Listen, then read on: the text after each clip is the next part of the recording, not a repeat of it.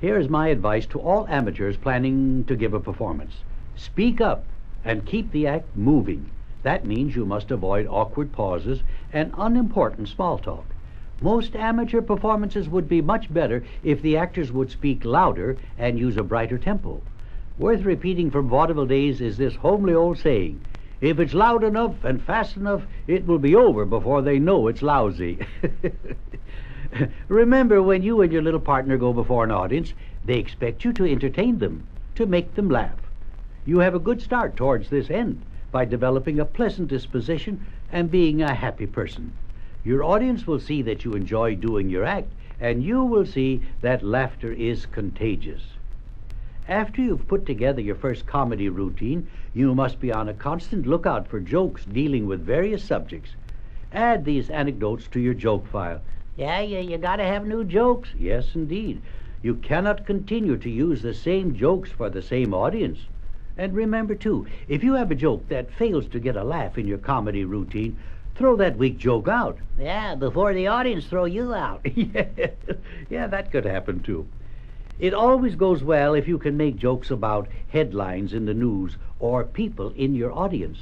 Remember, when using names of personalities or people in the audience, the aim is to amuse and not to offend. Also, avoid using nothing but a string of unrelated jokes that have no continuity, and try to give your act a little theme and link your jokes to the general storyline. If you haven't mastered the art of speaking without moving your lips, or if you haven't found the right voice for your dummy, you can still put an act together and have a lot of fun. Simply use an offstage assistant to speak the dummy lines.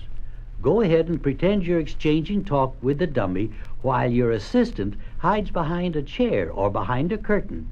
You move the dummy's mouth at the same time your assistant supplies the dummy's voice.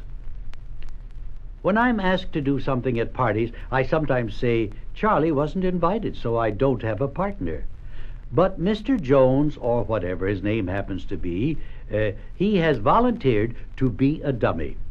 Then this chap from the audience comes up and sits on my knee. I put my hand on the back of his neck and whisper to him, when I pinch your neck, you move your mouth. And then I'll do some simple joke. You understand, I do both voices. He merely moves his mouth. It is better if you rehearse it with him beforehand so he knows what the joke is. Here is a joke that I've used with success. Tell me, Willie, what's the shape of the earth? I don't know. What's the shape of my cufflinks? Square.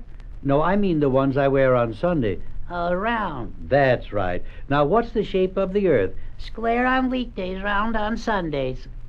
Try to give your dummy personality with mannerisms and inflections.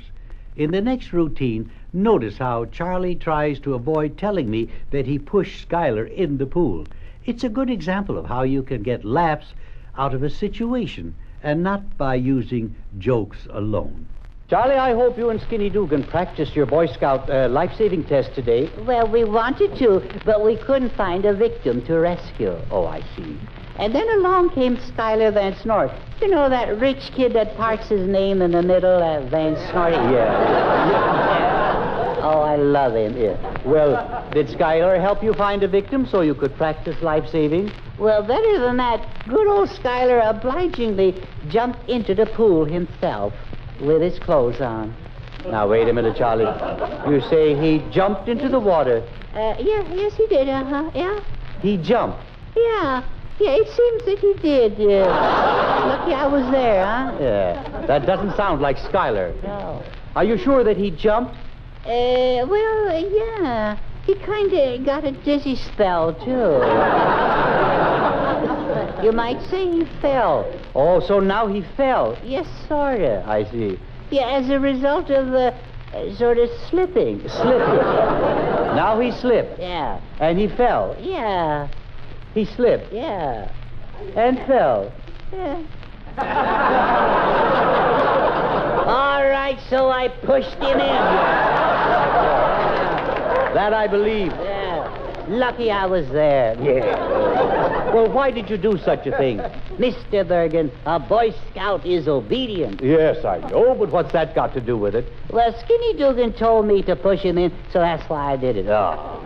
And what happened after Schuyler fell in? Well, it was Skinny and me to the rescue. Well, we each grabbed one of his legs and started swimming in opposite directions. Well, that certainly is idiotic. No. You see, being sort of pulled apart took Schuyler's mind off of how scared he was. Well, weren't you embarrassed bungling the rescue like that? No. Skinny and me looked in the Boy Scout handbook, and it said, a scout must be cheerful. So we just laughed. Well, and Schuyler was still in the water all the time. Yeah, he was in the water, sure. Yeah. We believe in soaking the rich. Yeah, by that time, boy, did he have a flooded carburetor. But you finally got him out of the water, didn't you? Yeah, but we couldn't remember whether to roll him over the barrel or to roll the barrel over him. I see.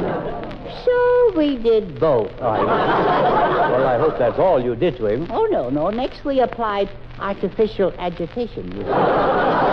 We rolled him over, and then we pulled, and we pushed, and we stepped on his stomach, and we squeezed, and we twisted. Oh, poor Schuyler. Yeah. Then he jumped back in the water.